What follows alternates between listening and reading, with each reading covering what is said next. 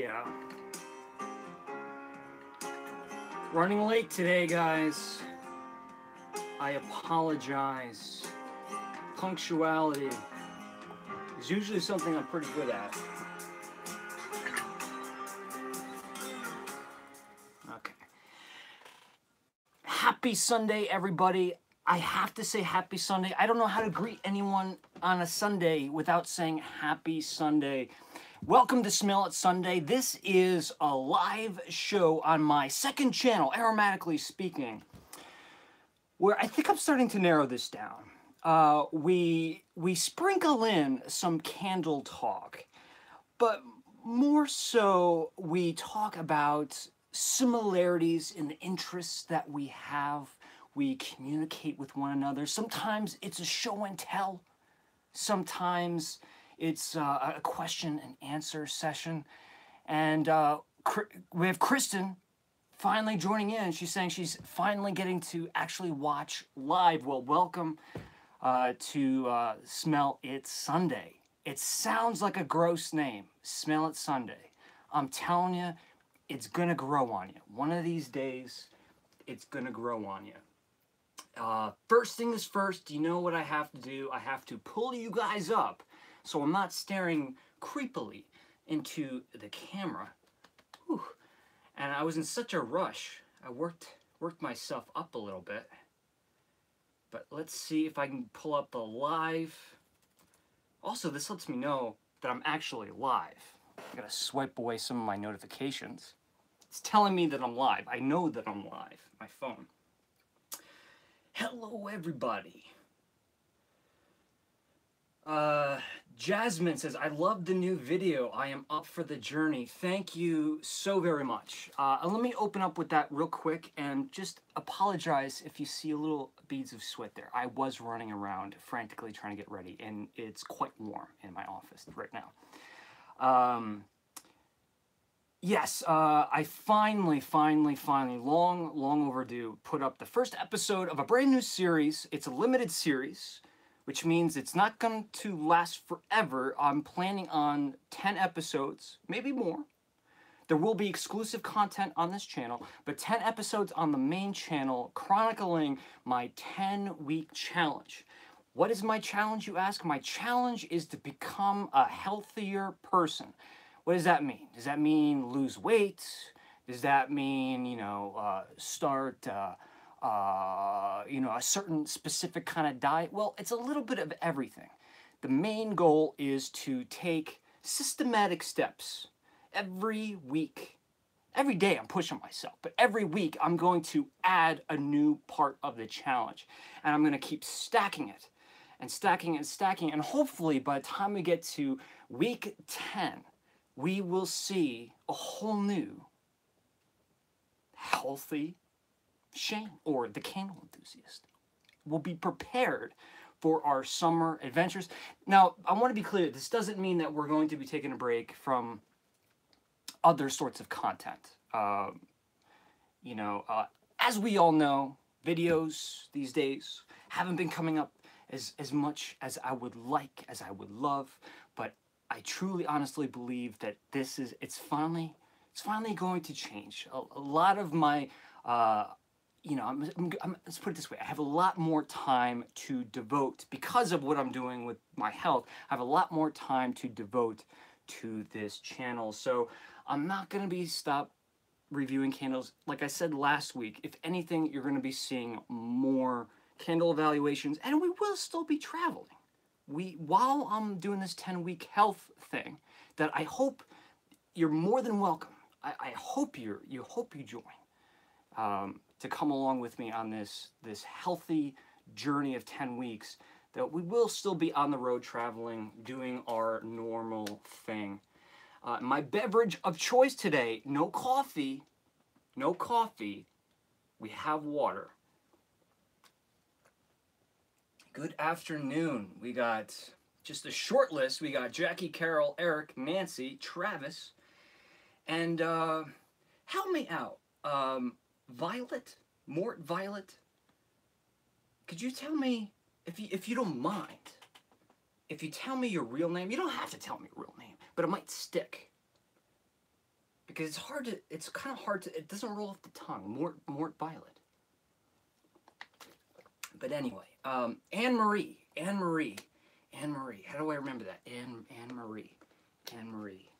Who is another Anne Marie? I will remember that. So, for anybody who's new to this channel, we probably lost them because they're probably watching this channel because the headline says boy smells. Hello, Monica Carlson from Super Simple Arts and Crafts. She's joining in with us this afternoon. Almost said morning. Yeah, so boy smells candles. I'm trying to wait to see if Amanda pops up. I don't think I've seen her yet. Angie Clementine, Hobble Kitty.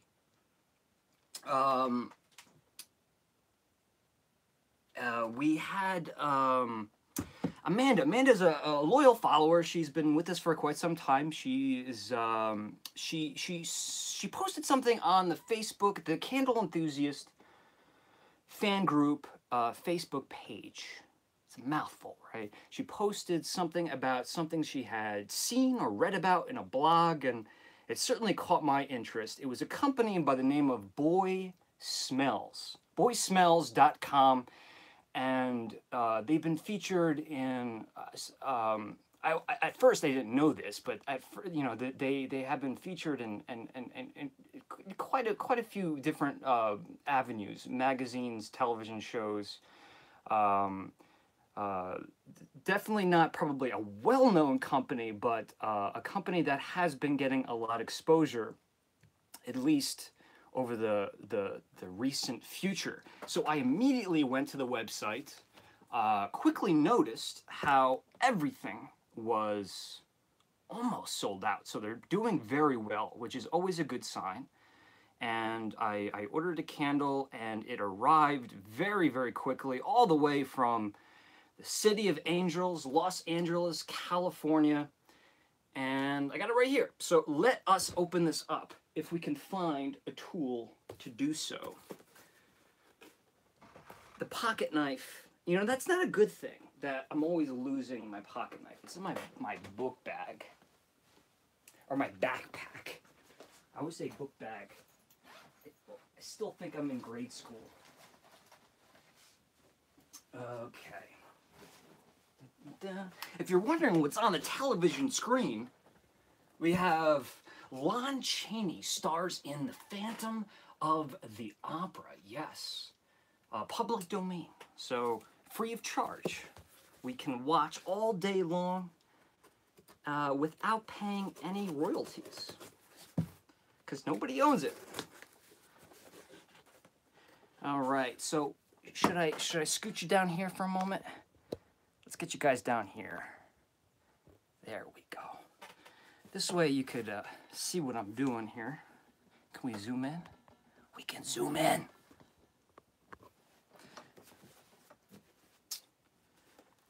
All right, so let us cut this open. Ooh, and we have some literature. Can you see that? Boy Smells. It's going to be embossed on this thick stock piece of paper. Patrick Bateman. Is that his name? Patrick Bateman? From American Psycho, he'd be proud. Have an aromatic day, the Candle Enthusiast, from boysmells.com. Bam, right there. Check that out. I told them to say that. That's really not that cool, but it's handwritten. That's handwritten. That's kind of cool. I'm already starting to get the sense that this is a small batch, small production, small, you know, this is a small operation. This is a labor of love. And, non-sponsored video, but I am wearing an Adam the Woo t-shirt.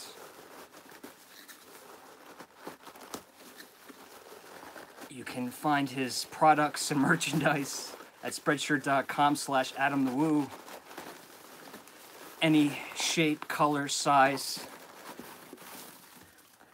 Just to give Adam a plug, just in case if he needs it. So packed very well. This looks like something I ripped out of the ground.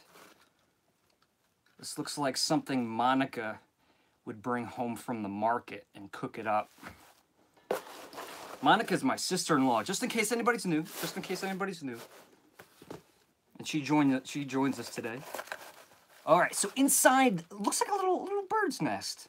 It's like a little nest.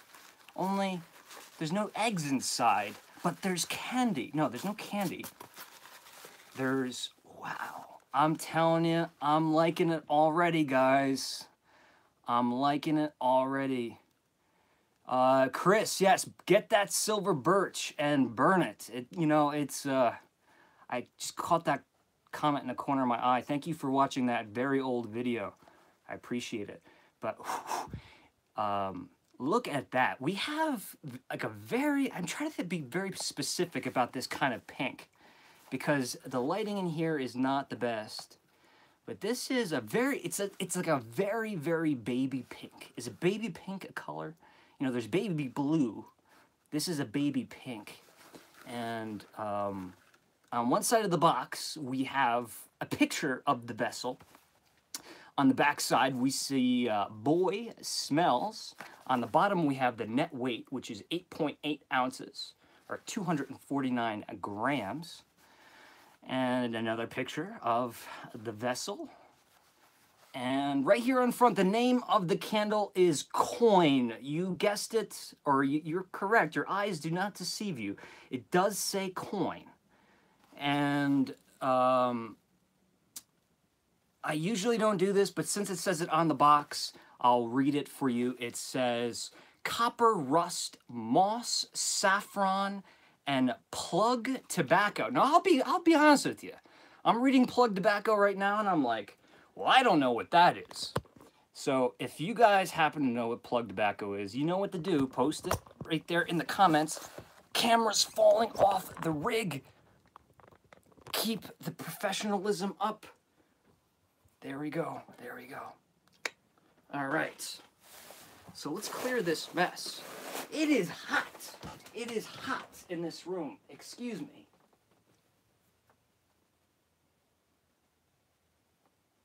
You don't mind, do you? Yeah, I'm one of those people that still use handkerchiefs. Is that weird? Do you still use handkerchiefs? All right, so let's open this up. I really wish Amanda was here. Amanda, if you're watching this later, thank you for, again, bringing this to my attention. You know, I'd much rather find candles through you guys. It's always so much more fun. I don't know the significance. BS, boy smells, I'm guessing, and UP, up. No? PU. I don't know. All right. This is like a real unboxing here.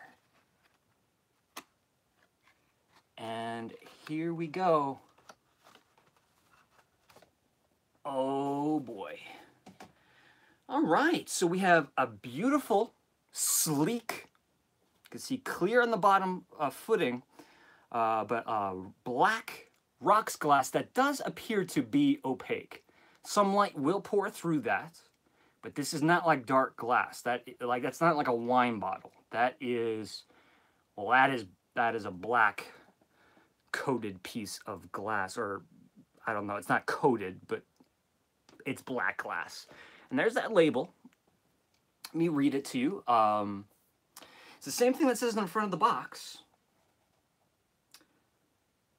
It's sad because a lot of people are probably going to throw that away, right? I would not throw that away.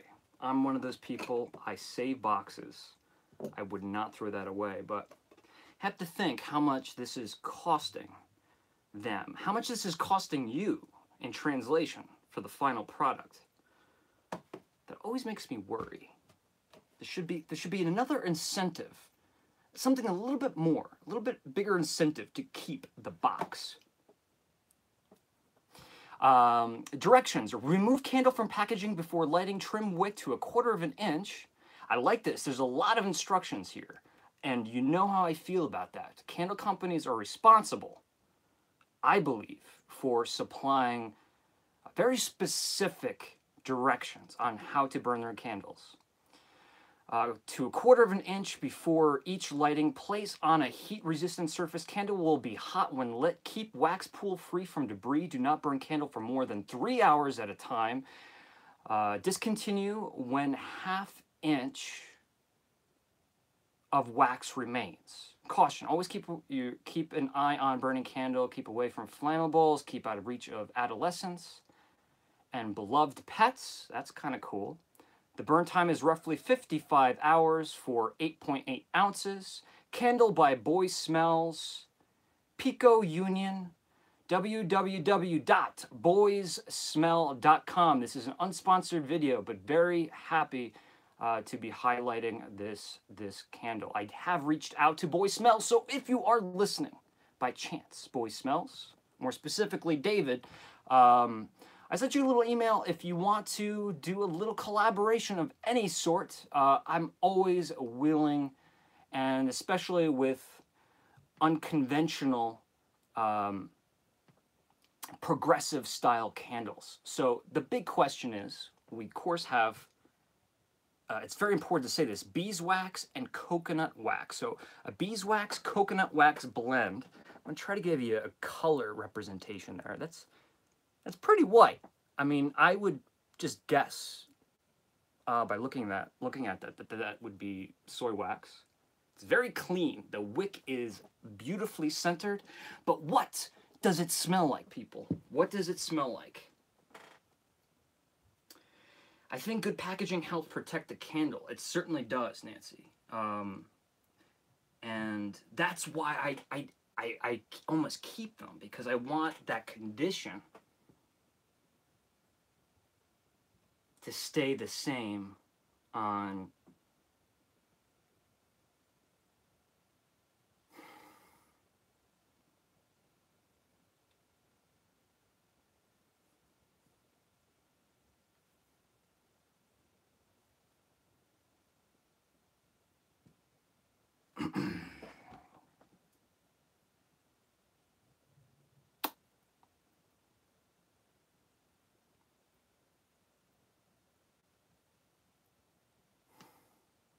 well, let's start with this. No question, I'm at a loss. Just a tiny bit, why? Because, and this is a good topic to talk about. People always ask, why do I smell candles cold? Cold meaning, you know what I mean, right? Smelling them unlit, preferably unburned.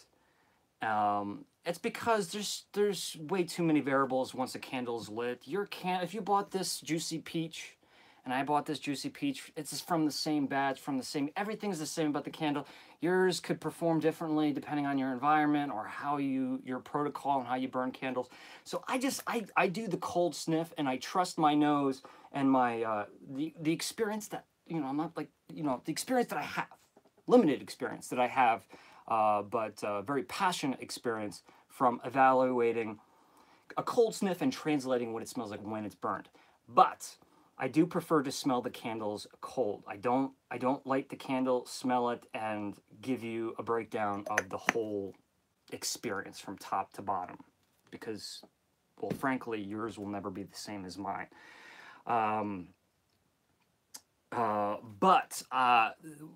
What this is bringing to my mind when I smell this is that this is a very low intensity, cold smelling candle. Very low intensity. Now, usually I'm all about low intensity, but there are such big, robust, big things on this label. Copper, rust.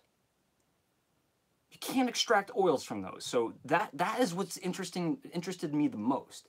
I'm always looking for things you really can't get fragrance oil from or essential oils from, but have them being represented in a candle through science, chemistry, moss, saffron, and plug tobacco.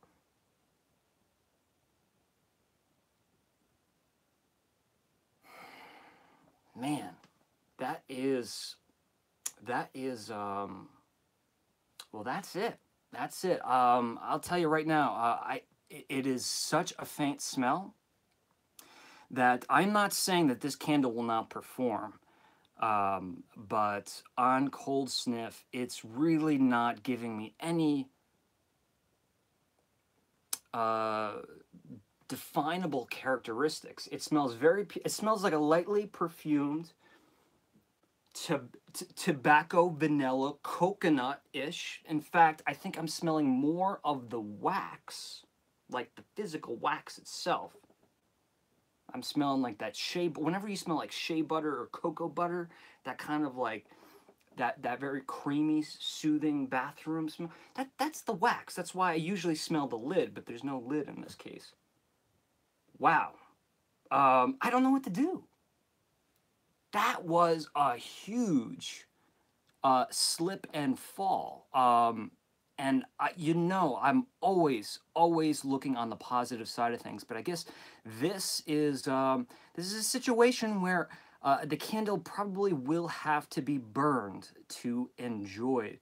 And the problem is, I do want to reach out to Boy Smells. This is not an inexpensive candle. I wanna reach out to them just to make sure that I'm not, that let's say something, this wasn't a mistake. But I'm sure that if I light it, they would still, customer service, right? All right, let's burn it. Let's burn it.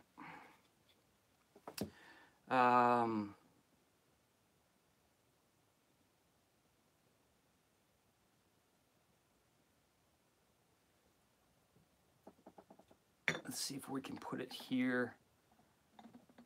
I wasn't prepared for this. What are you guys saying?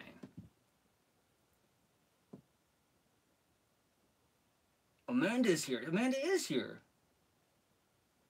Yeah, Amanda's here. I gotta do it. Amanda, this is for you. God, you know, I'm just always pride myself on, you know, trying to talk objectively, but there's just simply nothing I can talk about. So I need something. So let's keep that lit for the time being. Again, the name of this candle is Coin by boysmells.com. I am not condemning Boy Smells. I haven't read any reviews. I honestly haven't seen any of their advertisements or promotions. My knowledge of this company is through the website and being informed by Amanda. But let's let this burn a little bit and let's see what happens. Let's see what happens. In the meantime, let's move on to the next topic. Introducing living enthusiastically. I talked about this already, but let me tell you about where I stand. So my journey in this 10-week health thing started a while ago, and I should be further down my journey. And I'm not going to tell you what happened because it's going to make for a better surprise in the show, but there was a little bit of a hurdle for me in my progress. So things got postponed, but right now where I stand, I haven't eaten a bite of food. Now, I'm not starving myself. Don't think I'm starving myself. Nor am I telling anybody, recommending anybody to do what I have been doing for the past couple of weeks. But I have not eaten a morsel of food. Instead, I have been living on green, as in greens, like spinach, kale, dandelion greens, right? beet greens, greens and vegetable juice for 3.5 days. 3.5 days. And you might be, and this means no coffee. This means no other kinds of liquids, of course, sodas and stuff like that, milk or anything like that, no dairy, just green juice, veggie juice, and with just a touch of fruit. I'll throw in a couple Granny Smith apples because they are very low in sugar content, high in malic acid, and some lemons because we all know there's not much sugar in lemons. But other than this, like, heat flash that I'm having right now, I think I'm in the clear. I feel good. And look, I am the living proof that I have energy, that I am not fatigued. My stomach isn't rumbling and gurgling. I'm not bedridden. I feel like my energy's pretty good. Now, I look a little, like I said, I have like, and I'm going to keep mentioning it because I'm very self-conscious about my physical appearance, as we all know. But my skin, I don't even pay attention to my skin. Other than this, like a little blemish here that just refuses to go away. My skin, and believe it or not, you can't tell in this lighting, but my eyes look actually pretty good too. So my goal is to bring this juice fast cleanse detox. Now remember, I've gone to the doctor several times to get approval to do this. Doing everything by the book, everything by the rules, just to make sure everything is safe. But so far, so good. I'm going to go to 7 days and see where I stand at that point. And that 7 days will mark an indication to move on to a next level. What will that next level be? We'll find out if you start watching Living Enthusiastically. Please, if you get an extra spare 10 minutes of your day today, please go to my main channel and check it out. You know, it's not super exciting. It's not the best video I've ever made, but it sets up really what I have in store for the next 10 weeks. Briefly. There will be laughs in the future. There will be triumphs. I don't know how many triumphs. There'll be a lot of failures. I'm sure about that. But there hopefully will be some triumphs along the journey. That is a silent movie playing in the background, and that is going to be Lon Chaney as the Phantom of the Opera.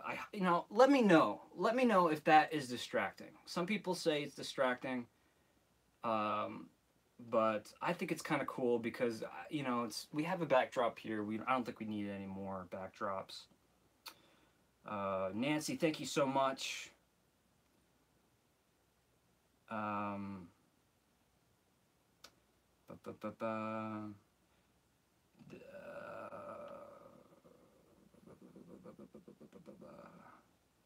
Yes, juice cleanse. Juice cleanse. Carol asks, is it a juice cleanse? Yes, it is.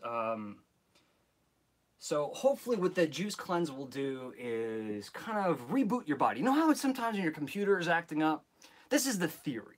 I have no education in nutrition or physical education. Like, you should have seen my physical education teachers, my coaches. You should have seen them in high school or in grade school. They weren't, they could be watching, and that would be sad. But, I didn't really learn that much. So hopefully what this will do is when your computer is running low on energy and it's just not acting up, it's like shutting down your computer and then letting it restart. So the 7-day cleanse detox is to help get all of that garbage out. The caffeine, all of the nasty toxins that are in your body, while at the same time overloading your body with nutrition and vitamins and minerals. Because what's happening is this is not a smoothie. This is juice that I'm drinking. It's liquid. There's no pulp. It's liquid. So that means I'm essentially per meal eating about this much vegetables and fruits. but that's all going to be condensed into a quart of liquid. And believe it or not, when you drink that liquid, satisfaction. That's right. Mick Jagger was onto something. Satisfaction. The thing is, your body does go through withdrawals. Weirdly, the coffee hasn't been a problem. The coffee hasn't been a problem. I know you guys are going to think I'm kidding when I say that, but I was expecting headaches and stuff like that. It really hasn't been all that much of an issue. But if you ever do experience going through a cleanse of this sort, you will quickly understand what you are addicted to and what you think, you know, like, oh, I don't need to have that every day. I don't need to have that every day. You'll quickly discover, oh man, I was wrong. Like, I need to have that every day. I'm a big cereal person. I love cereal. I love cereal because it's quick, you know, you don't have to cook it. It's always there, bam, bam, bam. If you're ever hungry, you know, have a bowl of cereal, and that is horrible for me, for my body specifically, because of my sugar issues. Let's leave it at that. My sugar issues. It's not a good thing to be doing, and you know, so there's cravings, but hunger. No hunger. There hasn't been hunger. I've been quite satisfied.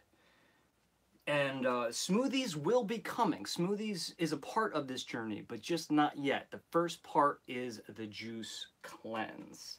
Juice cleanse detox. So, and yes, everything, all the juices, all the smoothies, everything is being made by myself. I'm trying to do as much organic as possible, Monica, if you're watching. But realizing that my wallet has a budget, so I have to you know, it's very expensive to do a juice class if you add up the money. But then again, you think about one night you go out on a Friday night and you drop like $150 on dinner and drinks and stuff like that, you know, a nice glass of wine. You drop $150. Think about that. You know, just eliminate one of those days. Take that money, put it to a week, or at least a half a week of juice cleansing. Now, again, I'm not recommending anyone do this. Please see your doctor, your physician, if you're deciding to make any drastic changes to your diet. And at this moment, I do want to give Monica Super Simple Arts and Crafts. That's Monica. Look at that face right there. That's my sister-in-law. I would say I had a problem with the juice cleanse about a week ago. I was having difficulties, and you know, with any challenge that you're putting yourself through, anything that you're really working hard on, and you're not making progress and you're failing, it bums you out, right? It really bums you out, and that's when Monica we just happened to, like, you know, we crossed paths at that moment, and she gave me a little burst, a little extra energy of inspiration to say, you know what, you know, I messed up, I screwed up. Just give it, you know, just don't throw in the towel. Just, you know, realize that, like, you took a misstep and continue. And that is why I think it's so important. I mean, it all makes sense now. What's happening with the Candle enthusiast, enthusiastic about being healthy? They have a whole section of the Facebook group devoted to many folks who are partnering up and sharing support with one another to you know, lend a hand, be an ear to listen to for folks who are going through difficulties when you're trying to make these very challenging changes in your life. And that's exactly what you guys have been providing to me. That's what I hope to provide to you. If you're trying to do something positive in your life, if you're hoping to change something in your life, I hope these videos give you just a touch of inspiration to take maybe that extra step, to that extra nudge that maybe will help make the big change in your life. And Monica gave me a little bit of that pat in the back, and I think that that's essential, because without that, I'd probably still be wallowing. But I'm not wallowing anymore. All right, so let's get some of these questions. Angie Clementine says, yeah, I dropped a lot of coin on last night's dinner. Now, she's not talking about coin the candle. She didn't drop a lot of coin. She dropped a lot of, I think she's going for cash flow. It happens, Angie. It happens. You know, it's like you hear about a restaurant, they're having like a $30 prefix, you know, like 3 courses. You're like, all right, $30. You get there. There's before dinner drinks, and then there's before dinner drinks. There's after dinner drinks. All these drinks come up, and then there's other things that are popping up on the table that your friends ordered that you didn't order, and you end up, you know, walking out spending 3 times the amount you hoped for. It happens. It happens. I understand. Scott asks, did you watch Fat, Sick, and Nearly Dead? I did. I actually saw that film when it's a documentary. If any of you guys don't know, everybody knows it, I think, at this point. It's been available on Netflix, and its sequel on Netflix for years now. But when it initially came out, I did see it, and it's about a businessman from Australia who kind of invests in projects, and you know, he's doing very well for himself, but he let his body get out of shape, and he was just not eating well, and he was traveling a lot, and he challenged himself to a 60-day green vegetable and fruit juice detox cleanse, fasting. And in the process, he lost major weight. But in that documentary, it also shows other people's progress of losing weight in that fashion. The problem is with the documentary, and what the director, has admitted to, is that, rebooting your body is something that will help you lose weight, but it's not going to help you keep weight off. It's not. It's about life changes, lifestyle changes, and that was really the basis of the sequel. So I think it's very cool that everyone watches that movie, but also know that movie, Fat, Sick, Nearly Dead, it makes it look very easy, and it leaves you feeling in like such a positive place. And then everybody goes out and buys a juicer, and then they try it for a day, and they're like, oh man, I can't do this. And then they end up just feeling worse than they did initially. So I would watch Fat, Sick, and Nearly Dead as a supplement into doing heavy-duty research about improving your overall diet. Again, juice cleanse is not a diet. It's not a way of living. It is a temporary thing that you can do from time to time. You can't live that way. You can't live on juice. At least I don't know. I mean, maybe there's someone out there doing it. What juicer do I use? So I have the centrifuge, which is not the greatest.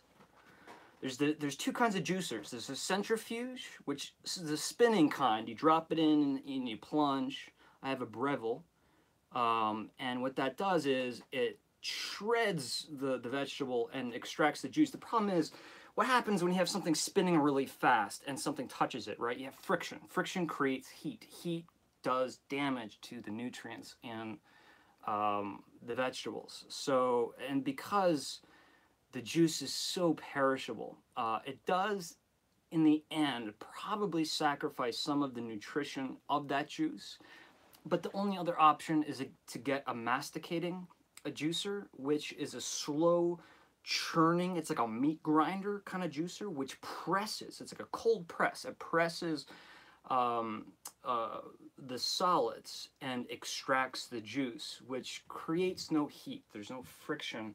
There's friction, but there's little heat.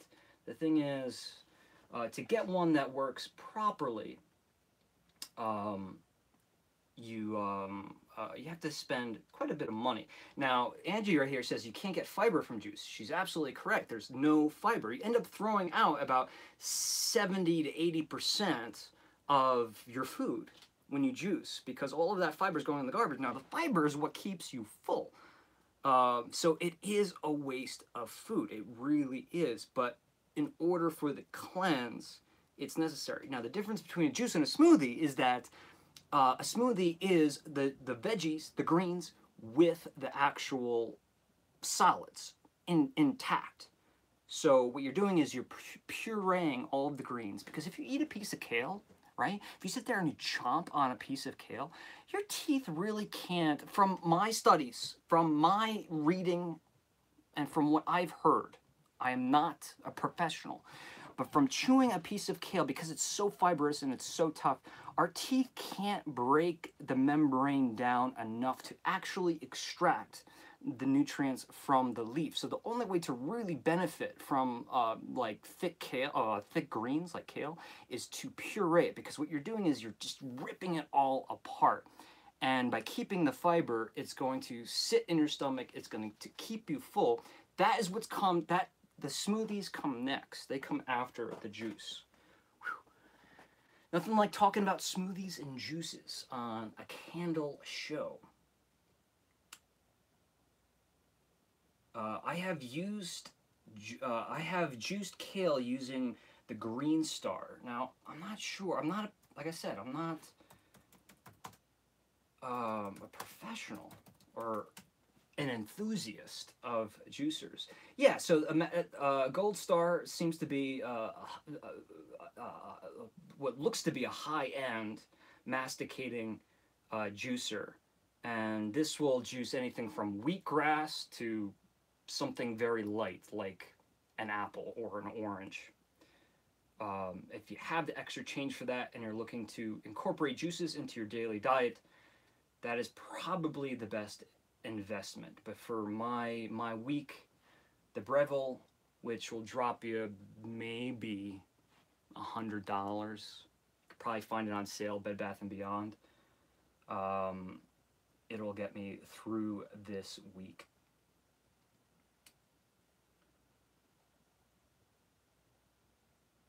Bobcat Gaming from the EPC family. I recognize the name. Hi Shane, just joined the fan page. Thank you very much. Is this a new channel? This is a relatively new channel. It started January of this year. This is a place, it's called Aromatically Speaking is the name of the channel, and it's just a place where we meet up for lives, whether they be scheduled lives on Sundays or spontaneous lives. If I'm on the road, or if I'm just outside, or I'm doing something interesting, or you know, whatever the case may be. Sometimes it's about candles, sometimes it's not. Sometimes it's not about candles, but it leads into talking about the topic of aromatics, and then it all comes around in this beautiful round circle. But this is a place where I don't have to worry about, essentially why I started this channel, is that I don't have to worry about oversaturating my main channel with live videos. I don't want to just be putting out live videos on the main channel. Everyone who tunes in every week is like, oh my God, I'm hearing the same thing over and over and over again. But yeah, I want to keep this a special place for us enthusiasts, if you will, to kind of meet live, and then hopefully the main channel continues to grow and more people will scoot over to the secondary channel. But this way, the people who are not into the lives won't be turned off by this oversaturation of me just sitting in my office talking to my cell phone. What's EPC? Asks Blend It Like Brian. What a perfect name, Brian, for today. EPC is stands for Eric Peter Carlson. This is my brother, my brother, who's my dearest friend, my best friend.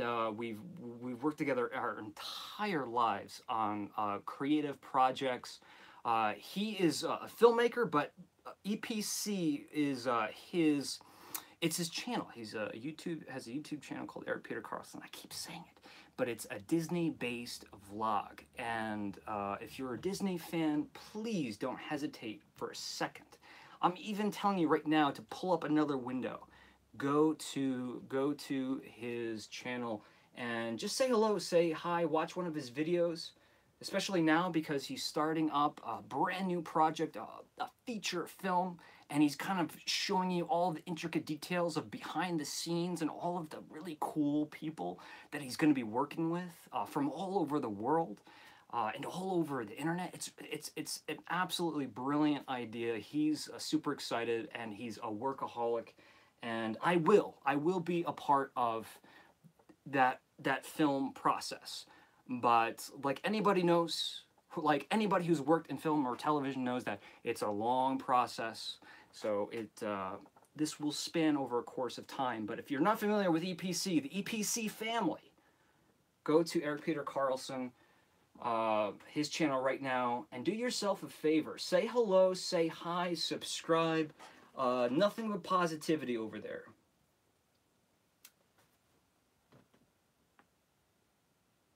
Cookie Hill. Cookie Hill is another member of the EPC family. Hello, Cookie. Always a pleasure to have you around. Cookie's been with us for quite some time. So I'm going to address Cookie for a second because she just, it looks like she just got here. But I think it's time that we address this elephant in the room. This is a candle. The flame is pretty high. I do not usually let my candles burn this high, but for now this will be just fine, especially because this is a softer wax. This is a candle that I just got in the mail by a company that I think is, for the most part, brand new. Maybe not. But they have been getting a lot of exposure. That I can attest to. It's called Boy Smells. Boy Smells. And I guess the concept there is to create fragrances that are not necessarily geared towards men, but have a little bit more of the male in mind when conceptualizing the ideas. And this candle right here is called Coin. It is a beeswax, coconut wax, 8.8 ounce candle, and it we pulled it out of the box and surprised to find that it was very light, the light intensity, low intensity on the cold sniff. So I usually don't burn the candles. When I evaluate them, I usually break out the aroma prism, which is kind of what I'm doing here. You've probably seen me do this before. See, I have the candle here. I'm going to put it down on the desk, and I take this big cylinder, solid up here. It's upside down, and I'm going to hold it above the candle. Let me just show you one more time what I'm doing. Because as those oils volatilize and become airborne, help me out, Angie. They don't displace the oxygen, but they consume the oxygen. Is that correct? Do they displace or consume? I'm not sure, the CO2. But either way, the fragrance is getting itself up there, right? And so this way, I can flip this around.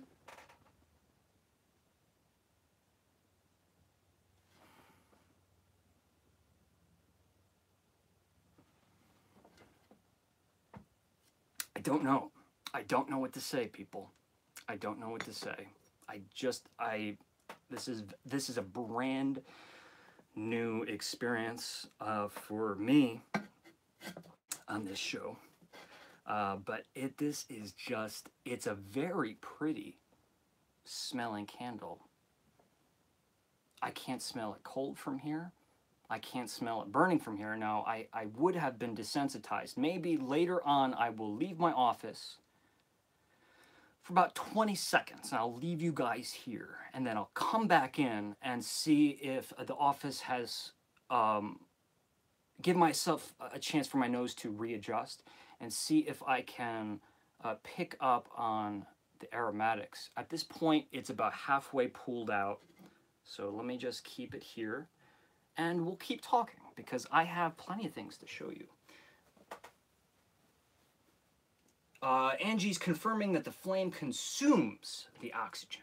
See, I was saying displacing. Makes me sound intelligent, right? But, okay, so it displaces the oxygen. Okay, so I have something for you, Angie. And I'm not putting you on the spot. I'm not putting you on the spot. In the wine world, do you see these commercials now with the Corvin? The Corvin commercials, you sell it at Bed Bath & Beyond. It's this thing you put on top of the wine bottle, and the needle plunges through the cork.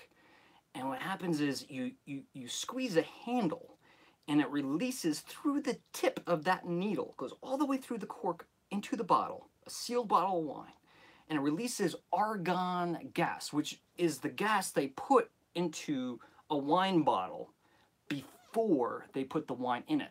They don't put the wine in the bottle with oxygen in there, or, you know, the mix of oxygen and nitrogen, right? Like they displace, they get rid of all of that and fill it up with argon in the bottle. So the wine is not touching oxygen because you don't want the wine to oxidize.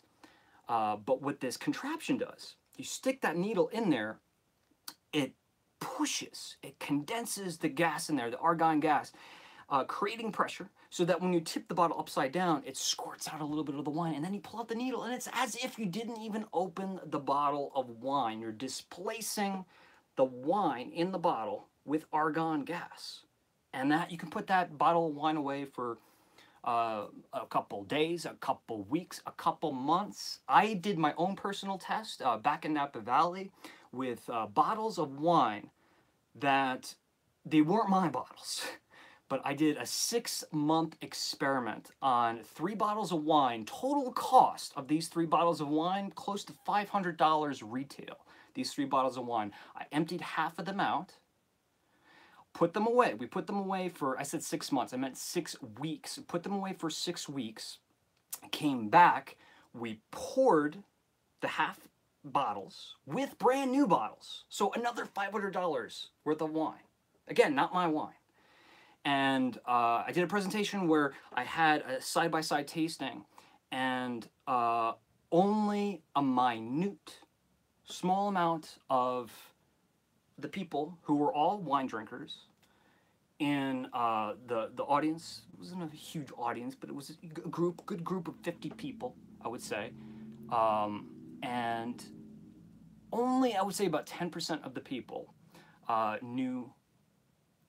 could tell there was a difference. Only about 10%.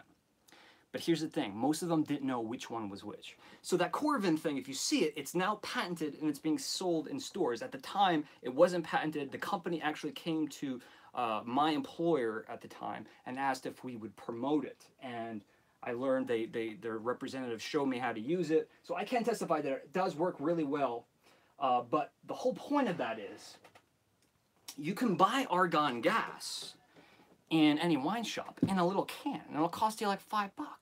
So this does, again, come around to candles. Here is a bunny cake candle. You know what? Let me get something that's a little bit more burned. Here is...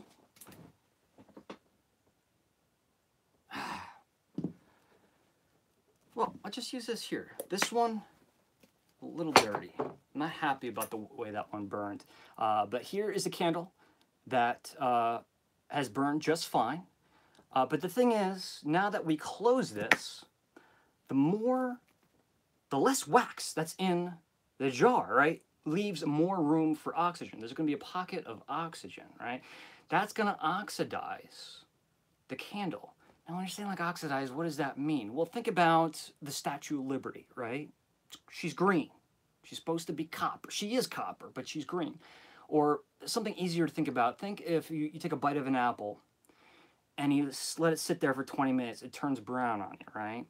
Yeah, that's oxidation. The browning is a process that the fruit, the malic acid is going to be going through, and the sugar is going to be going through in that apple. Whew, catch your breath, Shane. But the same thing could be thought with candles. Oxidation would be the enemy of candles. So could we take argon gas, comes in little cans with a little straw. Can we take argon gas, pump it into our candles, displacing the oxygen, and then quickly popping on the lid, leaving zero oxygen inside of our candles? Only argon gas, which will not react. It's a, what do you call it? An inert gas. It will not interact with the candle chemistry-wise in any way. That's something we might want to talk about one day. I mean, I know it's really geeking out, but something that we should talk about.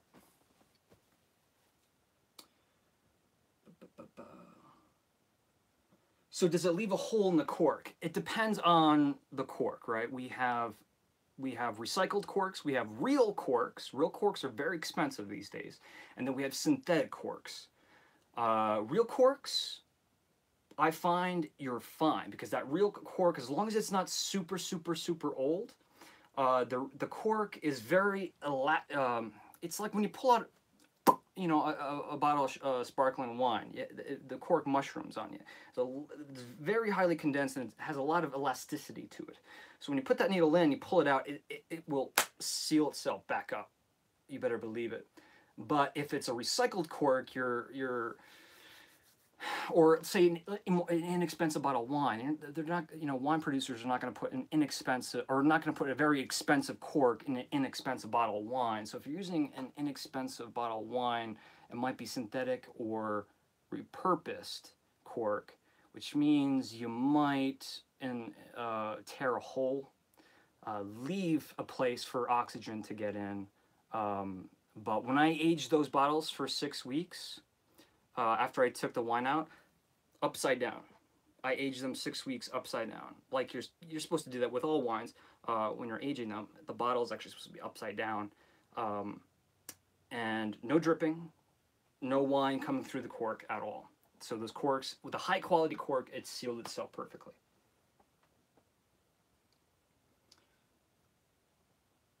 Are you able to completely burn all the wax in a candle before the wick is gone? Says Beautiful Toy Reviews. In most cases, yeah. I mean, I think there's always some form of residue. I think what you may be referring to is tunneling issues. You know, when you have that, well, we know what a tunnel is. Everyone knows what a tunnel is. That's a tunnel. That's bad news bears. That is me being showing cruelty to my beloved candles. That's not supposed to happen. There's ways to prevent that. Ways to prevent that is to make sure that it fully pools out to the whole top surface before you blow it out. But sometimes there is this concave action, right? There's this parabola, if you will. I'm using a lot of scientific words today. This concave action, which means when you get down here, there's a lot of kind of pooled up wax around. Sometimes it looks crazy, kind of like this. You see that? Can you see what that looks like there? So in that case, what I recommend, I always keep it right here by my desk, blowtorch. No, don't use a blowtorch. I mean, you can use a blowtorch, but if you have a creme brulee, kitchen, I don't know what they're called. It's for the kitchen, to heat up like the top of your creme brulee, or if any other pastry apparatuses where you need to throw a little flame on there. If you do a little bit of that at a time on the glass, or you get a heat gun at an art store, heat gun. I was just using it actually. This is a very inexpensive one that you can find on Amazon, $10. It's pretty much a blow dryer, hair dryer, right? Without the massive fan.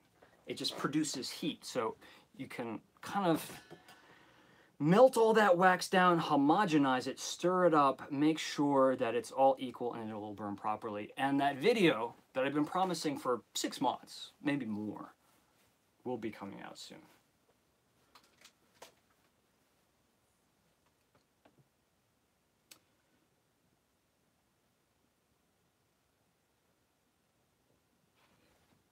This is interesting. So Carol asks, so it sounds like it would somehow have to be injected into a closed jar candle, otherwise it would rise right out.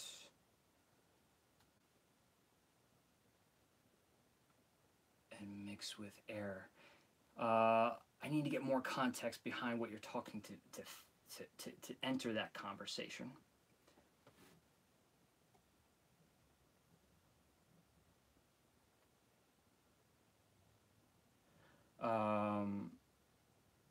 Sure. Beautiful Toy Review says, thanks for the tip. Anytime.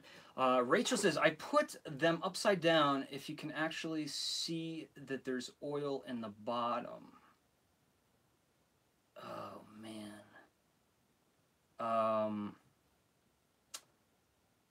trying to figure out, Rachel, what... I mean, I think I know what you mean. That kind of transitions to something I want to show you right now. I have a pretty old candle right here before me.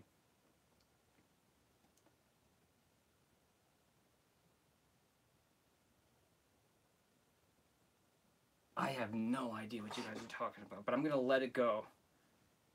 Luckily now on YouTube, when you rewatch the videos not live, the comments are available in real time, so you can watch them, which is something I will do later on.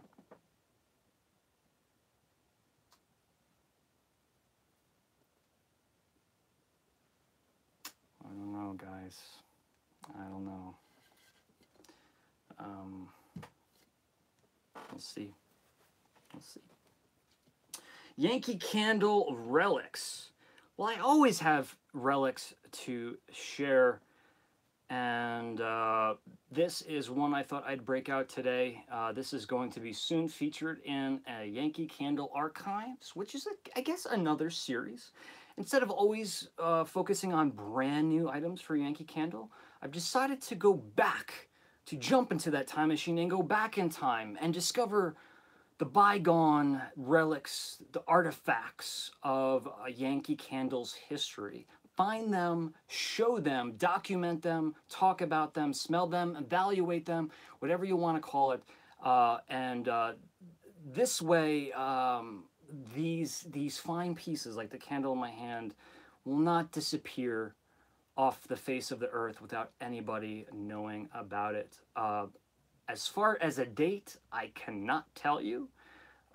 If you are unaware, the house warmer jar. Okay, so the house warmer jar looks like this.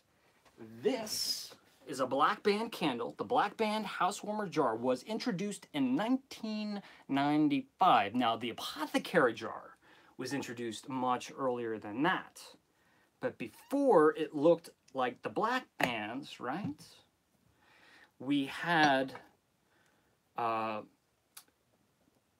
they looked like this. There were some that were older than this. They were called candle, I think they were called Yankee Brights, B-R-I-T-E-S, Yankee Brights, or bath brights, because I guess they were for your bathroom. But the candles looked like this, Country Kitchen Candle. Now don't be confused. All the time Yankee Candle re-releases this look, this line. That's what's very confusing, because if I say oh God, I can't even reach it. Give me a second, guys.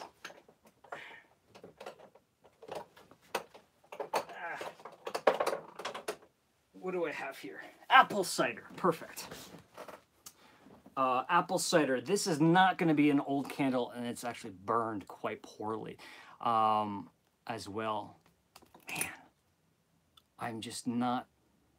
Woo! Man, that smells wonderful. Talk about... Let me sink that in for a second. It's hayride time, baby. It's time to get on that hayride. It's cold. You better have your jacket, because we're getting on that hayride, and we're sipping on that hot caramel apple cider. It's got caramel. It's got the apple cider. It's got caramel in it. You better believe it. It's also got a little bit of that whipped cream. And you better believe it is spiced. Oh, yeah, baby. Spiced with the cinnamon, nutmeg, and allspice.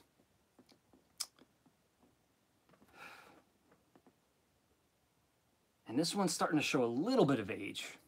But, so my point is they have re-released the Country Kitchen look throughout Yankee Candle's history. But the reason why they re-release them to look this way is because they originally looked this way. Right? So this is an authentic Country Kitchen candle. And the quickest way you can tell is that the name of the fragrance was always just on a little sticker. See, they couldn't make separate jars and put labels on them. They didn't do that.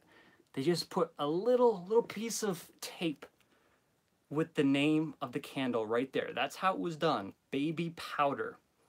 And a way to also make sure that it's to further break down how old it is. I gotta find the right words here. You can also look at the bottom of the jar. Looking at the jar will show you that there is no barcode. There's no barcode. So this was before the days of, at the cash register. This just has instructions on how to burn. So if I had to guesstimate, this does say South Deerfield, Massachusetts, so we know it's not prior to 1983, but it's probably not older than 91, 92. But to put a perfect, absolute stamp date on there is just, it's nearly impossible, because there's nothing. I guess you could find out when the fragrances were in production, but baby powder has been in production for most of Yankee's history. If I had to guess, this would be more mid-'80s than early '90s. But check this out. This will be on Yankee Candle archive soon. And it has been lit. But look, whoever owned this, that's how much they gave this candle a chance. It was lit once. It was clearly lit once, and that is all. They lit it that much, and they're like, nope, this candle's not for me. And then it sat in their house for 35 years. How does it smell?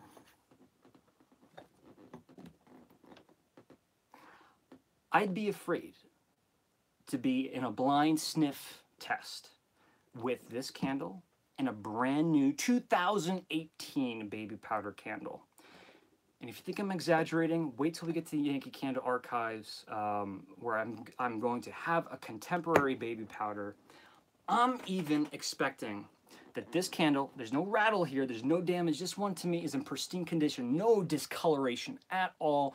It's never been melted in any area. It's never been under a lamp. It's never touched extreme heat. And I said this already, but light contact. Even the sticker on the bottom is in great condition. They still make baby powder, says Angie. They don't have it in their regular lineup, but it's one of those situations where they will do a random pour every so often, and it may not go out to retail, but it'll go out to for international sales. It'll go out to outlets. It'll go out to other licensed retailers of the Yankee Candle. I don't think there was a 2018 pour, but to get your hands on a baby powder right now is, you have to pay full price, but other than that, it's not that hard to find. There's at least a 2015, I know that. But I am going to go on a limb, because I don't have that baby powder yet. I've never really burned baby powder before, but smelling this cold, this smells so much of what I know of classic Yankee Candle baby powder, the way it's always smelled. But this is so strong, so strong, to the point where now that it's even closed, I still smell it. I still feel it. And this is another little clue. See, it's like I feel like I'm a private detective here. Look at the price. You can't see it. It's out of focus. I know. It does say Yankee Candle, this sticker. It says Yankee Candle Company. So this was sold at a Yankee Candle retailer, if not South Deerfield. But the price is $17.95 for a house warmer jar. $17.95 for this house warmer jar, compared to the $27.99 that we see today. That's pretty cool. And what do you guys think? Do you like the white paraffin? I think the white paraffin makes more sense, but this color is gorgeous, don't you? Don't you think so? I really like it. This one, with all of the older Yankee candles that I buy, my intention is to buy them, document them, photograph them, share them, talk about them, and then put the bump on eBay to raise money to buy more, so I can keep the wheel spinning. But I don't know if I'm going to be able to part with that one, because it's in such good condition, and it's clearly one that can age really well. Carol says, I hate to go, but I have to work this afternoon. Enjoy your Sunday, everyone. Thanks, Shane, and all of you. Have a wonderful afternoon, Carol, and evening. Thank you for joining us today. What else is on our list? What do we talk about? This is rough, man. I was expecting to be talking about this guy for a while. And I don't know. Are you going to hit up the Village for the semi-annual sale coming up? You better believe it. You better believe I will be at South Deerfield soon. I'm trying to space out my trips to South Deerfield, but I will get one nice trip in there. The last time I went was a mess. It was a mess because I filmed so much. I filmed the Memories collection, the 3-wick candles that came out this year. I reviewed every one. Or what were the soy wax, or the specialty, it's called the specialty candles that came boxed. I'm forgetting the name of the line, but they were available online by Yankee Candle. I reviewed every single one. I reviewed Beach Walk in the 3-wick tumbler. They had like the strawberry lemonade in the perfect pillar with the really cool watercolor collection. And the footage looked awesome. The audio was awful. If you go back and watch my white chocolate review for Easter, you'll know what I'm talking about. My microphone, although it's a really great microphone, I don't blame the microphone, I blame myself. It was set up in such a way where it wasn't getting my voice. It was getting the Yankee Candle Mountain Boys behind me on the stage. And I love the Yankee Candle Mountain Boys. They're animatronics at the Yankee Candle Village, right? That sing a little song, and it's awesome. But when you're there all day, and I'm sure all the workers, employers of Yankee Candle Village can testify to this, it gets to a point where it's like, okay, maybe they should take a longer break, because it seems like they're on all the time. And when I do my evaluations or reviews or any videos in that room at the South Deerfield, it's so hard to cancel out the sound of the Yankee Candle Mountain Boys. Soft Blanket is one of my absolute favorites. Being addressed to Nancy, yeah, Soft Blanket. That, you know, I don't have it. I don't have it. And if I don't have it, I'm pretty sure that means I haven't burned it, because that wouldn't be one I'd probably burn all the way. In the past, it probably wasn't something that was, you know, something I'd enjoy. I think I'd enjoy it more now. So maybe I should get my hands on that. The lavalier mic. Okay, so great call, Scott. I can do a lavalier mic if I'm tethered to my camera. See, right now I can do my lav, and because my cell phone, I'm touching my cell phone right now, right? The problem is, I'm using a 50mm lens at Yankee Candle Village. Why? Because it looks so much better, right? It looks so much more professional, which means the camera and myself have to be much further away from each other, which means I can't be tethered through a cable, which leaves the only option of a wireless lavalier or lapel microphone, which is just simply not in the budget for the candle enthusiast. What I'll do in those situations sometimes, and what I should have done that day, is lav myself up, hook it up to my cell phone, stick that in my cell phone in the pocket, and then sync the audio up with the video from the camera filming me from a distance. Does that make sense? A lot of you people who are probably not photographers or camera savvy, you're probably really confused. But that was a very smart question by Scott.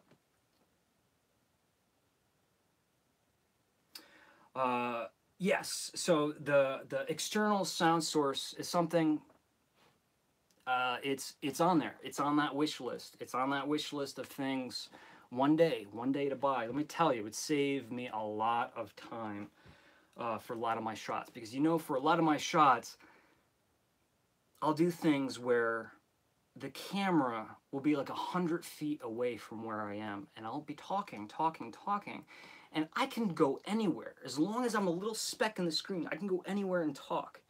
And yet, you hear me perfectly fine, up close and personal. And as I get closer, I'm good, because I'm laved, but it's an external recorder. The recorder is the cell phone. The Zoom that Scott's talking about would be an external device that is better than using a cell phone.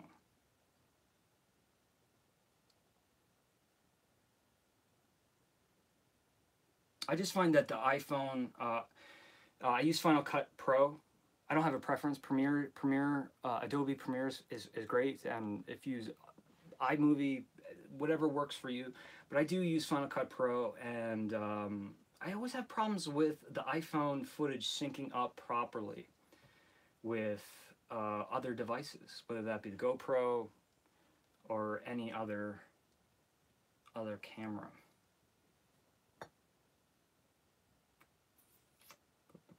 All right, let's do this. To expedite the process here, we're going to break out this heat gun. We're going to do some damage.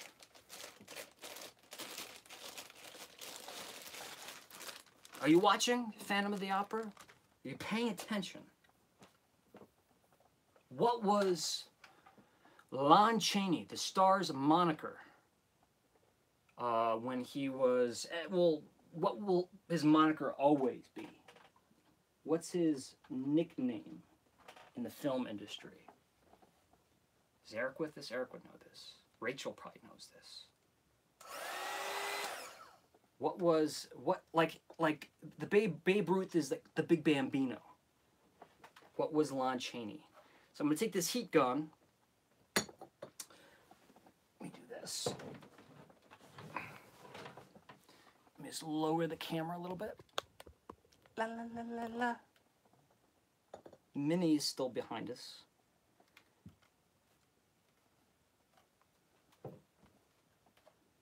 And what I'm going to do is I'm going to heat up gently because it hasn't fully pulled out yet, but I need to expedite this process. The Man of 1,000 Faces, beautiful, beautiful. Help me out. Laura? Is it Laura? SJD?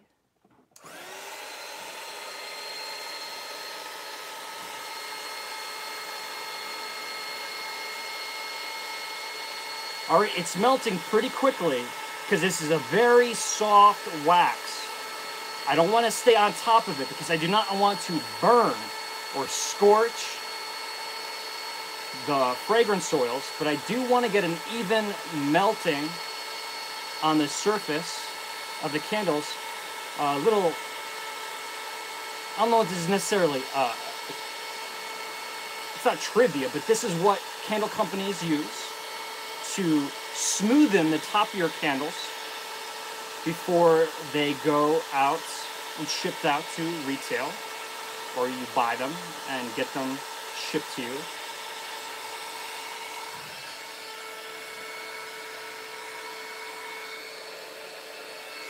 And the reason why I'm doing this is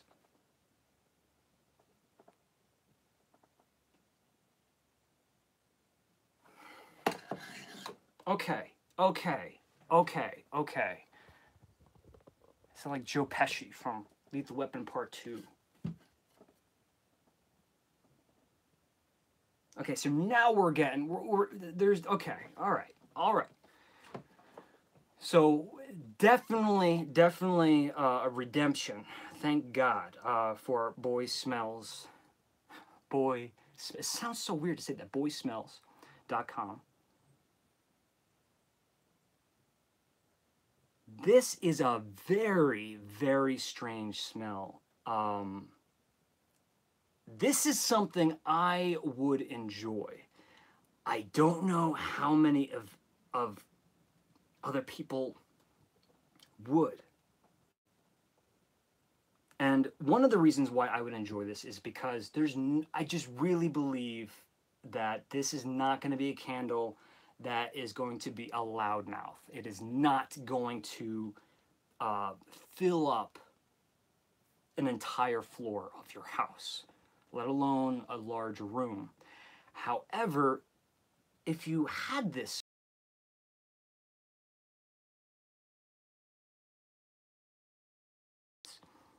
because when I smell this, I don't go, that's a yummy, or I don't say, ooh, that's pretty.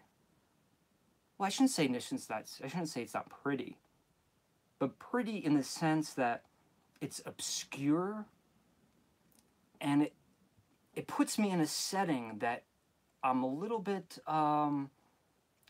it puts me in a setting that I don't know. I close my eyes. I'm like, well, where am I when I smell this? It's a little bit peppery. There's certainly a metallic note that's coming out now, but there's an earthiness as far as like if you pull the roots out of the ground and smell the roots that are dangling, they're all covered with soil.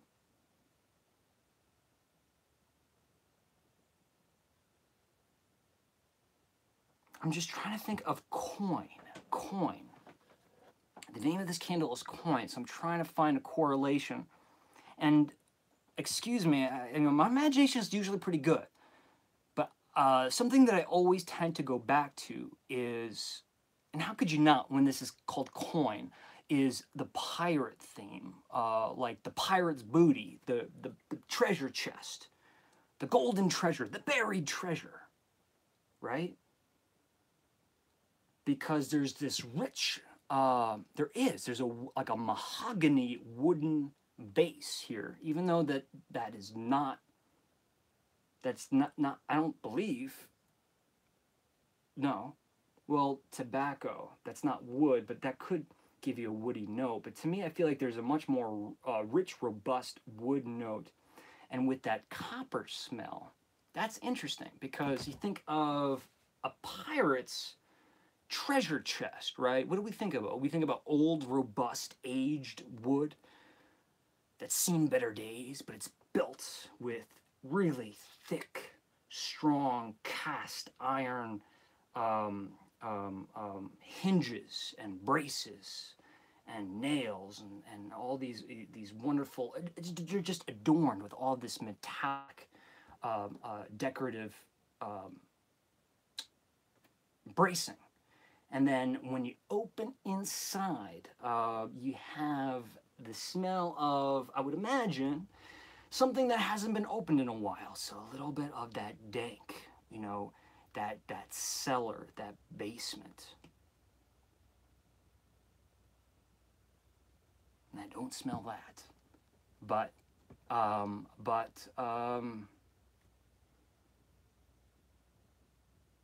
I definitely think if I were to make fragrance notes on this candle, I mean, I think they're being very literal. I think there's honestly probably copper, rust, moss, saffron, and plug tobacco, whatever plug tobacco is,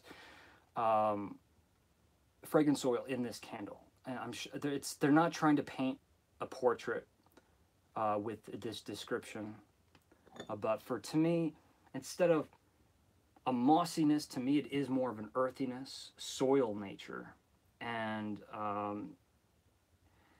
the tobacco comes through, if you want to call it, you know, like a vanillin tobacco, unburned, not tobacco smoke, like a sweet vanilla tobacco.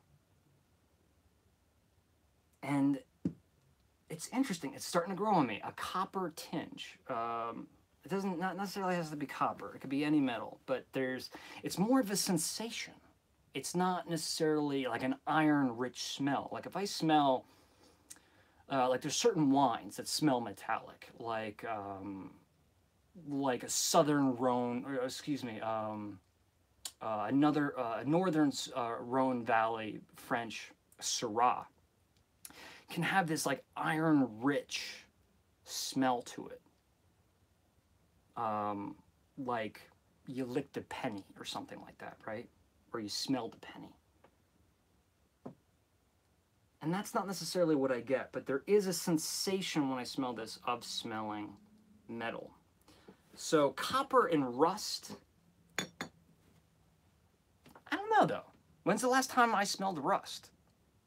I haven't smelled rust. But this is, what's a good word for this? What's a good word for esoteric? This could certainly be an esoteric candle, and I don't mean that in a bad way, like highbrow, but like if you are someone who's like deeply passionate like me, who's just so curious about pushing the envelope and smelling things that other people would never want in their house, but are just, you're drawn to aromatics and fragrance in general, this might be something that you would enjoy in a very small space. As far as coin, the name coin, I'm okay with it. I'm okay with it. My main concern is the low intensity of this candle. But I am going to burn this for a longer course of time, and I will report back. I don't know why I left it burned out. I will report back to you folks about this candle. But this candle, just to give you a frame of reference, this candle retailed for $29, $6 for shipping and handling, with a 15% promo code, 15% off promo code that I pulled off the internet. Yes. But to, put that in perspective, there's a box, like we have packaging costs money, the vessel costs money. I'm always very conscious about lids. I like lids, and wow, this glass is actually printed on the bottom. Oh, it's a sticker. It's a sticker. Okay, I thought the glass actually was produced. That boy smells. It's just a sticker. So this is one of many candles they have. I'm always going to recommend that you go check them out. boysmells.com. This was just one that was pointed out to me. I would try another, unless this one really, really intrigued you, but based on what I said. But this is a bathroom candle. This is a small room candle, like a den. Don't expect this to put this in your living room, and for it to perform miracles.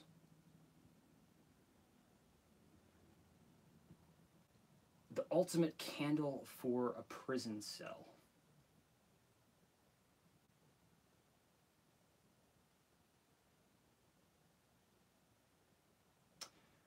The fragrance oils maybe didn't cost much money, though, at least. Yeah, so I like a nice short name like that, coin. But I think a fragrance like this deserves a little bit more context, and that is just always going to be where I stand. That is a personal choice. That is a personal opinion. I'd much rather this have an incredibly long name, or this box be filled with stuff to get our get us prepared, mentally prepared for the experience of burning this candle. You know, because like I said, you know, the more information you can give the brain, the more your imagination has to play with. But coin presents an issue. For me. All right, guys, I'm going to open it up to questions, and I am going to, I think we're going to wrap things up in a short while. Not yet. But if anyone has any questions, who maybe some questions on if anyone watched the new video that I posted at 2 a.m. last night. That's when I finished it. Or if you have any questions in general, I'll take anything at this point. How long am I doing the juice cleanse? I'm doing it for 7 days. That is the goal, 7 days. Will it be shorter? It depends. I mean, if things don't go well and like my health is suffering because of it, of course I will stop. But right now I'm doing really well. So I don't anticipating having any other trouble. Mag says, do you have another job other than YouTube? You better believe it. I have to, I work really hard to make sure that I can do the Candle Enthusiast. The Candle Enthusiast is something, it's like a dream project that has blossomed, and I want to turn it into something big. And there's so many of you guys out there, wonderful supporters who are helping financially pledge money, contribute money to keep the Candle Enthusiast afloat. But of course, that money is not for paying my bills. I have to take care of myself. I pay out of my pocket for my groceries, for example. But the money that we raise for the Candle Enthusiast goes back into the Candle Enthusiast, and the hope is that maybe one day this could be my full-time job, which means we could have content, bam, like all the time. Because all I would have to be doing is Candle Enthusiast. How cool would that be? Be on the road, weeks at a time. I do. There's quite a few things. I am a certified sommelier, so I do work a little bit in the wine industry, but I do travel a lot for let's say contracted for jobs. I'm not a hitman. I don't shoot people, but I work on specific projects for people, and that has kept me on the road, which has worked really well for producing the Candle Enthusiast, because while I'm moving around, I can be filming Candle Enthusiast, but I'm also working on other projects that are private, and like I said, you know, soon enough, hopefully sooner rather than later, I'll be back jumping into another film project. So I'm always just that person who's just money, but always trying to keep the creative objectives, the creative endeavors, the projects, keeping them priority. But, you know, how do you want to say it? Like, Jim Carrey's got to make, I don't want to pick on Jim Carrey right now, but it's like when you see a really popular actor and they're in like one of those movies that you know is going to be a dud, but they're going to be paid a huge sum of money. But then they go on and do a personal project, and they get paid like a small paycheck because it's a passionate project. It's kind of like that. You gotta do stuff, other stuff you don't want to do, but you kind of want to do, but you're good at, but you do it, and blah, blah, blah, but it gets you the money so you can do what you really want to do. Does coin have the same strength as a typical Yankee Candle? No. Just simply no. It. Freelance is a good word for it, Angie. I mean, I would call it freelance if it's photography work. Photography or editing work.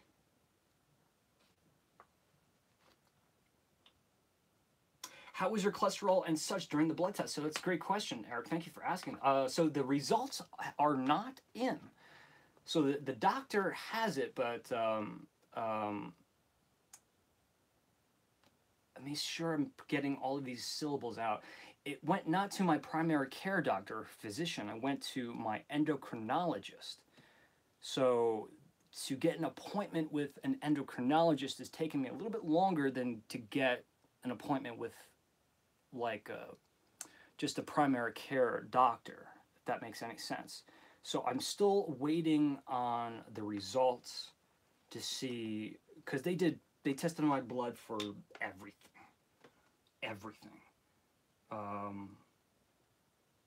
So we'll see what's going on there. I'm hoping for the best, but at the same point, at the same token, I hope at the same coin, I hope that there is something that jumps out in the blood work, so that I can address it. You know, because it's I don't go into too in depth in my videos, what is really wrong with me. But if you've been watching my videos, you'll catch on that I have just I put on a good amount of weight. I'm a nice hefty size now, but I do get incredibly bad headaches. At times I think I have celiac disease because just stuff here, and I don't eat bad. I don't eat like fast food and stuff like that. Not that I judge anyone who does, but I like to consider my diet a healthier one. And but it just, enough was enough. It's like I feel like for my age and what I eat, and the amount that I should be able to work the amount I want. And I just couldn't keep up with my work schedule because I was, for the longest time, I've just been feeling fatigued, sick. Like the movie, Fat, Sick, and Nearly Dead. I'm not nearly dead, but just you feel like, okay, gotta stop and fix things up. So hopefully that blood work will really point out some key things that I can really work on.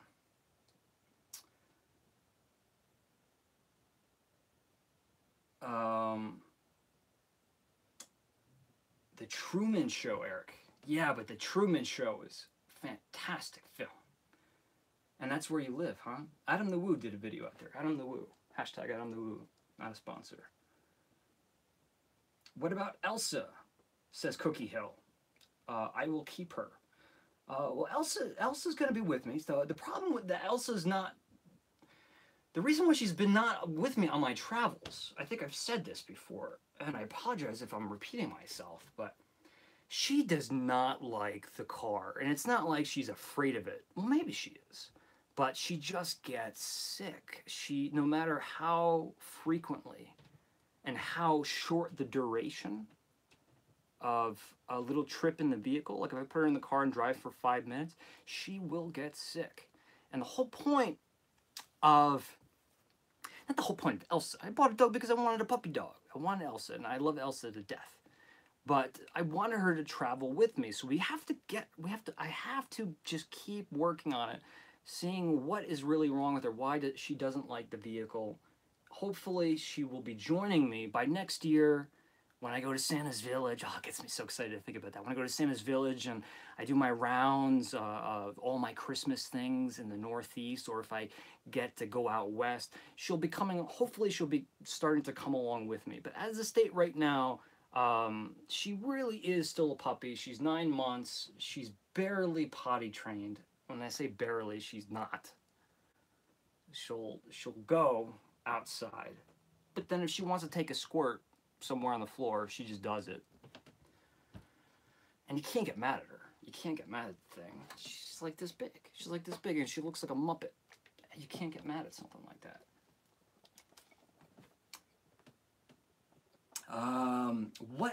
What is the goal after the cleanse? Are you going to start? To use it to jumpstart a healthy living, gym, etc., etc.? Scott, yes. So the plan is, and I want to keep some things not like a secret, but just so that the videos don't. I'm not spelling out the progression of the videos, but I'm going to finish the juice cleanse. I'm going to from there. Move on to a smoothie-based diet and supplement that with a diet primarily of lean proteins and vegetables, and then slowly start incorporating a little bit more and more carbohydrates. And when I get to that step, when the carbohydrates really start to come in, and I get like full energy, because right now if I went to the gym, I take 4 steps on the treadmill and pass out. Not because I'm out of shape, but because the blood would rush out of my head and I'd hit the floor. Because my energy level, as much as look like I'm wired right now, is just, it's low because of the low calorie intake that's coming into my body. But once I start having enough complex carbohydrates in my body, and enough good fats, good fuel coming into my body, I will be starting not only the gym, because that's not really fun, right, for you guys. I mean, I will be in the gym every day. You heard me correctly, every day. But we're going to be getting outside. We're going to be doing hikes. We're going to be doing physical activities. I'm going to be taking you guys along. I'm going to do things that I've never, even in my teenage years, wasn't able to do. I'm going to try to do. And like I said, 10 weeks, we'll see where we are. We'll see where we are. I expect it to be a very challenging adventure journey, but I hope for you folks that it'll be this, fun experience to kind of see, like, the progression of it. Like if, I actually do have progress, to see in 10 weeks what I can accomplish. And then when it's all done, I'll edit all the videos into like a short little documentary, repost it on the channel, and maybe people can watch it from beginning to end in a course of like 45 minutes to an hour. So it's like a little mini documentary. So I'm very excited about it. Very excited about it.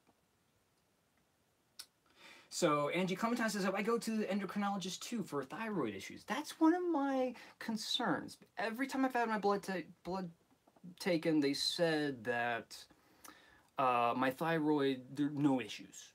No issues with thyroid. And I don't believe it. Well, it's not that I don't believe it, but I'm not convinced. Because I've read articles that say, everything in your blood work could look on the up and up. Your thyroid's not quite right. So I'm wondering if there's something going on there. So, and again, I'm almost hoping for it, because even if it's something that's like a bummer, like sad news, it's okay, because at least then I have something to address. I might have sleep apnea. I think I might have developed sleep apnea. In my life, I don't ever remember snoring. I'm a quiet sleeper. And over the past couple months, I've kind of have woken myself up in sleep with like one of those, and you're like, oh my God, what is that? And that's scary. Maybe a lot of you experience like snoring or maybe have sleep apnea, but I've never experienced that before. And it's happened to me a couple times, and it's worrisome. Rachel says, you're not what I would call hefty. Oh, thank you, Rachel. Thank you. For me, I feel hefty. I am just, like I said this on my big Q&A session. I don't have judgment for anybody. And I'm a very rational, logical person when it comes to most things. But something that I've always been very sensitive about is my physical appearance. It's in there, right? That's the way our brains are wired a certain way, or they're built a certain way, or over a course of time. Or it is what it is. And the consciousness meaning the amount of energy that I use to think about my appearance is it creates a lot of anxiety, and a lot of people don't understand that, because they're like, wait a minute, this sounds like someone who would be saying this would be someone who's like wearing like really nice clothing, or like, paying a lot of money for fancy haircuts and all that stuff, and taking really good care of their body. But no, I just always kind of play that card of, oh, look how bad my hair is. But in reality, I'm kind of, you know, in the past, I'd be embarrassed about how messy my hair would be or the dark circles under my eyes. But most importantly, it's just a lot of tension is on my body. Tension, not attention, tension. Because, you know, sometimes you just feel like putting on that huge coat and just, you just want your mind to be awake, but not your body. And that, again, that's just a part of this whole challenge that I'm going through. Brian says, who is Adam the Woo? Adam the Woo. Do yourself a favor, Brian. I mean this. This is not sarcasm. Go YouTube Adam the Woo. He has 2 channels, just like I do. He's much more successful, and he's been around for ages when it comes to being a YouTuber. I think since 2009. Hundreds of thousands of viewers, subscribers, but he's a very large inspiration to me, and unfortunately, fortunately, it looks like hopefully sometime in the near future I might even be able to meet with him, possibly even work with him. My brother has worked with him several times, so hopefully when I go out on the West Coast to meet him. But what he primarily does is he does what I like to do. He travels and he brings his audience with them. He goes to not big attractions, not like huge tourist attractions, but little mundane things that in our course of our lifetime we may never see, but we're still interested, right? So what he does is he travels around the country and he highlights historical people, historical places, museums, old attractions, monuments. He was just at Mount Rushmore, and what makes him so special is not just the amount of work that he puts into his videos, because for 5 years he never missed a day, not one day. Every single day he put up a video. Every single day, 5 years. Is that he's such he's got such a big heart. I can tell, just a fantastic stand-up, down-to-earth gentleman, and I use that word purposefully. A gentleman. So definitely look him up. Spend a lot of time. You can spend a lot of time watching his videos. He's put together quite the library of entertainment. Gabe says Yankee Candle, Silver Birch, in reference to, I'm not sure. Is that what you're burning? Lean proteins, lots of vegetables, and complex carbohydrates are perfect. Yes, that's what's gonna be. Blend it like Brian saying, diagnosed with sleep apnea. So looks like Brian, excuse me, but Brian, I'm sorry to hear, but it looks like you're having some issues as well. I have incredibly bad headaches, sinus and migraines. I never used to get migraines, but I'm getting them now. I find that I need to start soon probably wearing glasses, because editing and reading and driving, right, always keeping your eyes focused, and I don't know if that's degraded my vision or what, but my eyes kill me at the end of the day. But I hope Brian, that you do feel better.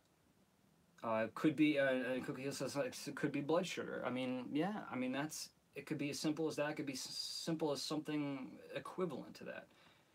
And Nancy says it could be caffeine. So lots of possibilities. The key is narrowing it down to what it is specifically.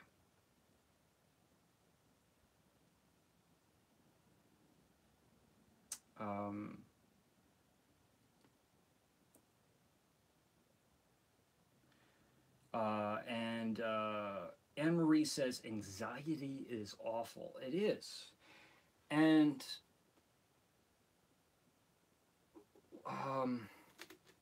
I will touch and address anxiety later on. Anxiety is a word that we all throw around quite a bit. And it sounds like Anne-Marie is saying her anxiety is awful.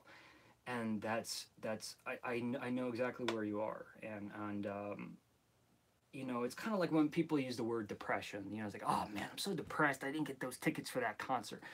Anxiety is easily thrown around, but for people who actually really suffer from anxiety, it's not just this synonym for being upset. It's a big topic, big topic in my life, and it certainly will be addressed a lot during the course of the next 10 weeks in my videos, because I was lucky enough to I can't find the controller. Lucky enough to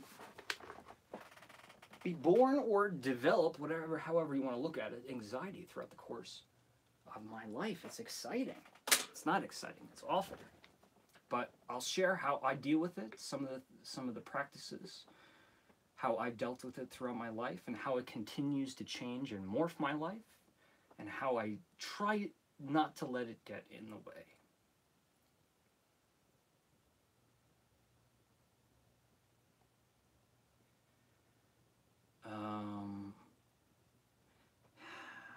Oh, this is horrible. I feel so sorry. So sorry for hearing this. Half of my hair fell out over 4 months ago, and no one could figure out why. I had a lot to start with, thank goodness. Only about a quarter grew back. I mean, this is it. This is testament that we all have these battles, these personal issues. They really stink. They really stink. They beat us up. They tear us down. They weigh us down. That is, I hope everything is getting better with that. Anne-Marie. And the anxiety one stuff. Oh God, that's. So I hope Rachel just took the words right out of my mouth. Hope you're feeling better, and hugs all around. Hugs all around. I'm a hugger. I like hugging people. You know, if you're offended by hugs, stay away. I hug. I like hugging. So big hugs out to you for the suffering and the bravery to still get up and conquer, and to hopefully get over all of your ailments, and to continue with a happy and healthy lifestyle. And I almost said I like this. I don't like this, but it's like you say that word anxiety, and then it's like that the levee breaks. Everyone has their experience with anxiety, and you know, it starts to come out of the woodwork here. Kristen right here saying, I suffer from terrible anxiety. So hard to deal with. It is. And what's for me the hardest part, one of the hardest parts, is and I don't think badly of them, of course, but the people who really truly don't understand. They can't wrap their minds around what certain people, the anxiety that certain people feel. They just don't get it. They think it's like, well, just stop being nervous and it'll go away. Or think rationally. I'm a very rational person. I told you this. Rational and a logical person. So logically, rationally, I can work myself through a lot of different problems. But anxiety is one of those things you don't need any rationalization. Nothing logical about anxiety. It just happens, and it cannot be controlled, or at least not. I don't think most people have the power to completely control their anxiety. And this really just makes me so happy to hear this. Splendid like Brian, same here, Mort, Anne-Marie. This is great that Shane is adding a health element to his channel now. It'll be fun for everyone to work together and finally feel better. I love it. I love it. And the next comment is Rachel, and I want to give Rachel a huge shout out. I have anxiety. I can't drive because of it. I've had a couple friends, in fact, that couldn't drive, or at least long distances, because of being in the car, or people, you know, just the fact that they're just alone in the car.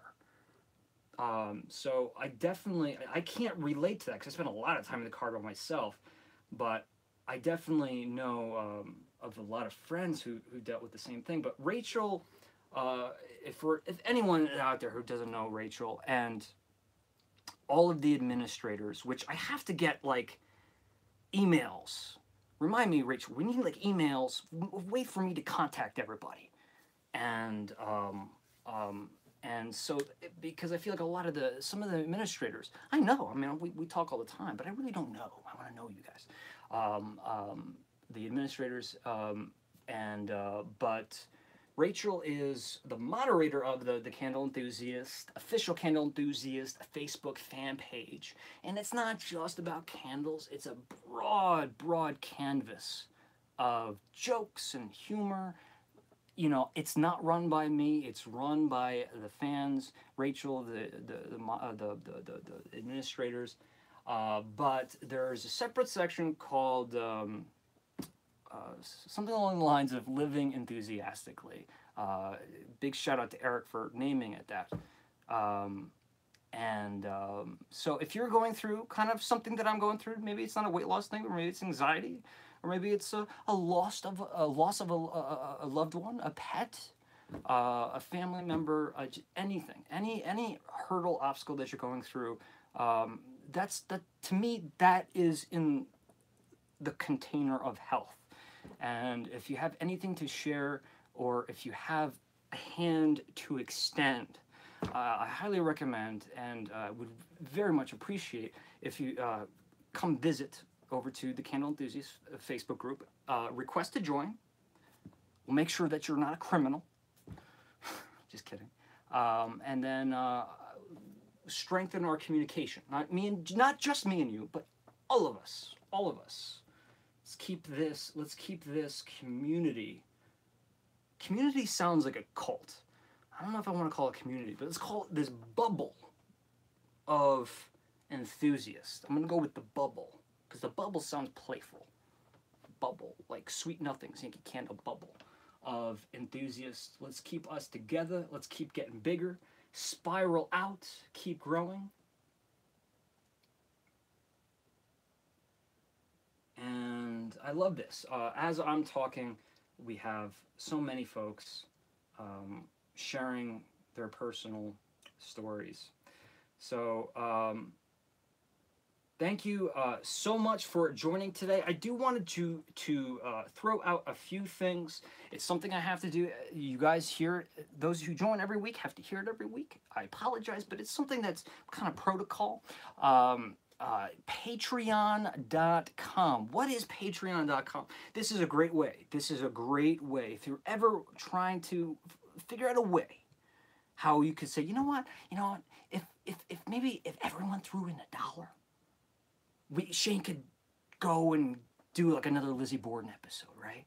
Or if I threw in a couple dollars, I can get like a little prize in the mail, a little postcard, something like that. Or if I spend a few more dollars, and get something larger in the mail monthly, or a gift, something like that. Patreon.com is something that I've kind of is a way for me to accept pledges, contributions, not payments, contributions, so I can take that money and put it towards the funding, the production budget of the Candle Enthusiast.